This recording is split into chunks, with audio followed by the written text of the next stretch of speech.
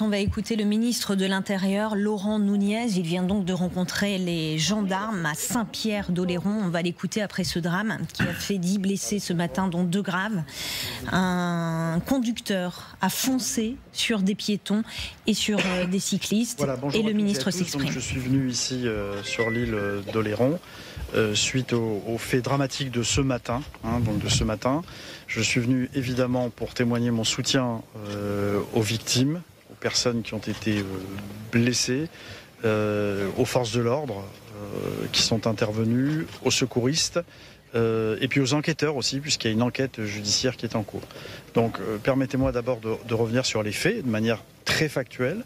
Donc ce matin, à partir de 8h40, un individu à bord de son véhicule a perpétré un périple au cours duquel il a volontairement, j'insiste, percuté un certain nombre de personnes qui se trouvaient sur son chemin. C'était des personnes qui pouvaient être à vélo ou à pied. Donc il y a eu 5 personnes qui ont été impactées, qui ont été renversées par cette personne sur un périple qui a duré environ 35 minutes. 35 minutes.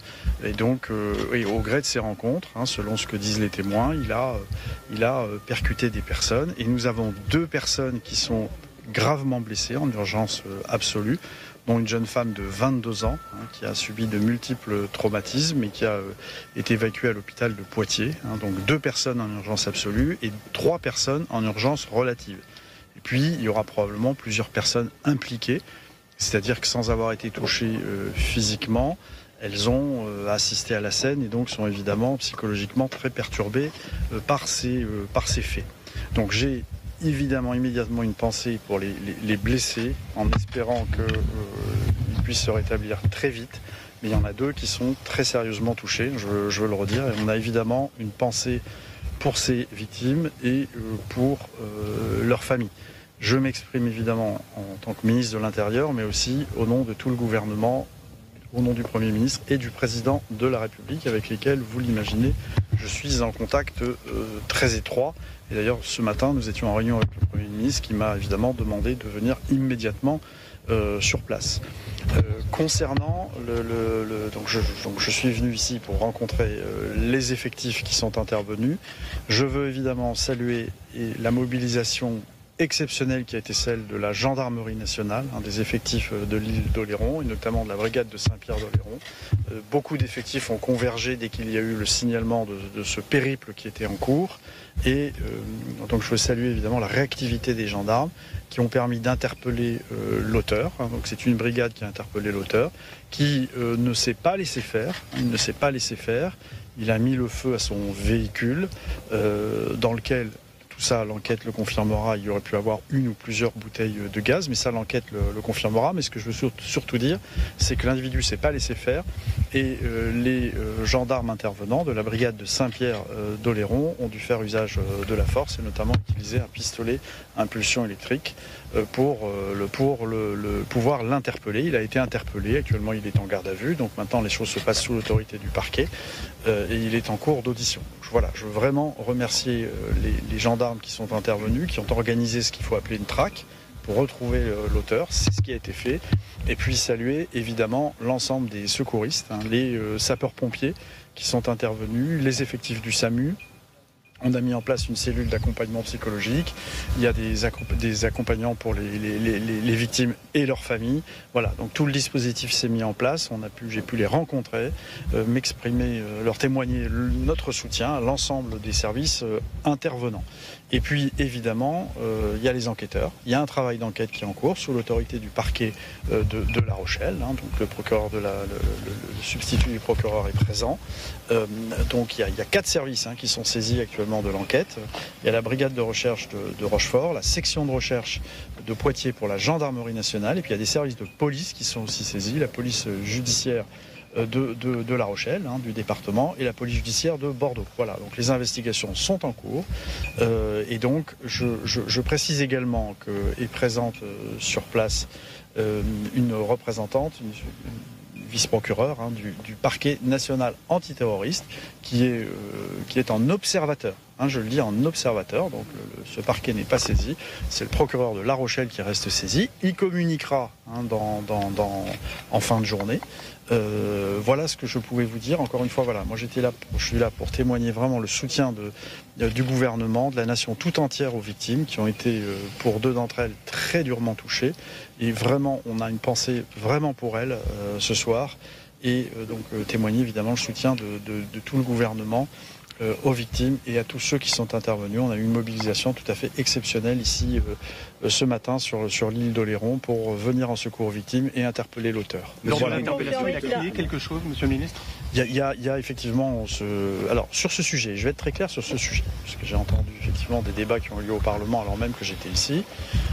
Nous sommes dans un état de droit, il y a une justice, donc, et c'est pas le ministre de l'Intérieur, c'est pas le préfet, ce ne sont pas les forces de l'ordre qui qualifient un acte, c'est la justice. Bon. Et nous avons effectivement connaissance d'un certain nombre d'éléments, dont le cri qui aurait été prononcé, qui a été prononcé. Donc au moment de son interpellation, et donc donc il y a un certain nombre d'éléments, c'est pas le seul, il y a d'autres éléments qui vont faire que le parquet analyse ces éléments et on verra s'il y a une saisine du parquet national antiterroriste ou pas. Voilà, c'est pas à moi d'en décider. Il y a un certain nombre d'éléments qui sont à l'étude. Après, vous savez, les investigations, elles sont pas terminées. Dans l'individu est en garde à vue, de ce que j'en comprends, il parle pas beaucoup. Donc ça veut dire qu'il va falloir regarder, il va y avoir des perquisitions qui n'ont pas encore eu lieu. Il va y avoir donc des études de téléphonie, des études qui portent sur le parcours de cet individu. C'est au vu de ces éléments que le parquet se prononcera sur une saisine ou pas du parquet national antiterroriste. Mais moi, il ne m'appartient pas de faire de commentaires. Il faut toujours être très prudent sur ces affaires. C'est pas une fin de non-recevoir. C'est le ministre de l'Intérieur et l'ancien professionnel de ces questions qui vous parle. Voilà, il y a une justice et qui va analyser un certain nombre d'éléments et d'indices, dont celui dont vous avez parlé, que je ne nie pas, encore une fois, mais c'est à la justice de se prononcer. Il est connu des services ? Alors, cet individu est connu... pour des délits de droit commun, il n'est pas connu des services de renseignement au titre de la radicalisation, de quelque nature qu'elle soit. Il n'est pas connu au titre de la radicalisation. Il n'était pas fiché. Non, il n'était pas connu des services de renseignement, mais c'est un individu qui avait commis un certain nombre de délits de droit commun par le passé. Est-ce que c'est le seul individu qui est aujourd'hui en garde à vue ? C'est le seul individu qui est en garde à vue. Voilà, c'est le seul individu. C'est un habitant de Saint-Pierre-d'Oléron. Oui, voilà, des informations qui sont en ma possession, c'est effectivement un habitant de l'île d'Oléron, effectivement. Il a été interpellé sur son profil. Non, sur le profil, voilà, moi j'ai pas d'autres éléments sur le profil. Enfin, j'en ai, mais je ne les communiquerai pas. Il y a le parquet qui est saisi, il y a une enquête qui est en cours. Mais évidemment, c'est ce profil qui va être regardé, qui va être étudié pour essayer de déterminer quelle était sa motivation précise. Voilà, il y a un certain nombre d'éléments, mais c'est le parquet qui les examine et va apprécier des suites qu'il convient de donner. Vous avez bien compris, quand je dis ça, ça veut dire quel parquet va poursuivre les investigations et les enquêteurs vont travailler sous l'autorité de quel parquet. Voilà. Pour l'instant, c'est le parquet de La Rochelle qui est saisi. Je tiens vraiment à le préciser. Est-ce qu'on sait s'il était sous l'emprise d'alcool ou de drogue au moment des faits ? Je n'ai pas ces éléments ne sont pas connus. Je ne veux pas les cacher. Ils ne sont pas connus à ce stade. Un véhicule ne brûle pas facilement. Là, il a pu mettre le feu. On a vu des images du véhicule incendié. Est-ce qu'il avait préparé avec un produit incendiaire justement cet acte ?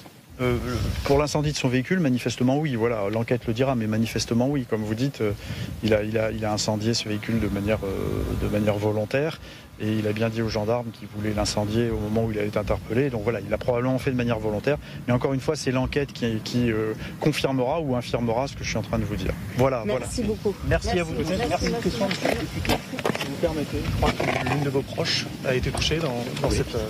Oui, absolument. Dans ce drame. Et je pense simplement aux victimes, à elle en particulier, mais aussi aux autres victimes de ce jour. Son état de santé ce matin. Vous avez ces nouvelles ? Malheureusement non, et j'espère en avoir très rapidement. Elle a été amenée à Poitiers ou à Bordeaux ? À La Rochelle, pardon. Elle est amenée à Poitiers. À Poitiers. Son état est grave. Voilà. Elle était à vélo ou à pied ? Elle était à pied, elle faisait son footing du matin. D'accord, elle a quel âge votre cachet ? Elle a entre 21 et 22 ans. C'est la joggeuse. Voilà. D'accord. On ne peut qu'être triste de cet événement. Voilà ce que je pouvais vous dire. Donc, juste un mot pour dire également, je remercie les deux députés qui sont à mes côtés, les élus qui étaient présents évidemment, hein, donc le président de la communauté de communes, le maire de Saint-Pierre-d'Oléron, le maire d'Aulus-d'Oléron, les élus départementaux, la présidente du département. Je remercie l'ensemble des élus qui nous ont accompagnés et l'ensemble des forces de l'ordre qui étaient à mes côtés aujourd'hui. Voilà, donc il y a eu une mobilisation exceptionnelle face à cet événement dramatique. Et encore une fois, le mot de conclusion, c'est vraiment une pensée pour les victimes, notamment celles qui sont le plus sévèrement touchées, en espérant qu'elles se rétablissent le plus vite possible. Voilà, mais il y a 2 personnes qui sont quand même dans un état très sérieux et on pense tous et toutes à elles. Merci beaucoup. Merci.